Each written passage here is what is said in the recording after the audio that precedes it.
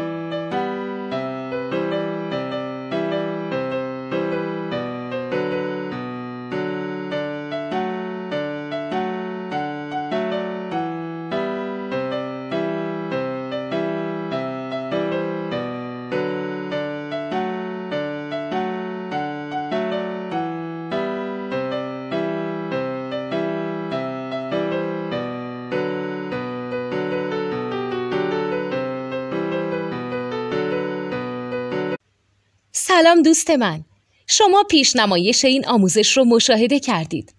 برای دیدن آموزش به صورت کامل میتونید به وبسایت نوت 2 که مرجع آموزش موسیقی هست مراجعه کنید.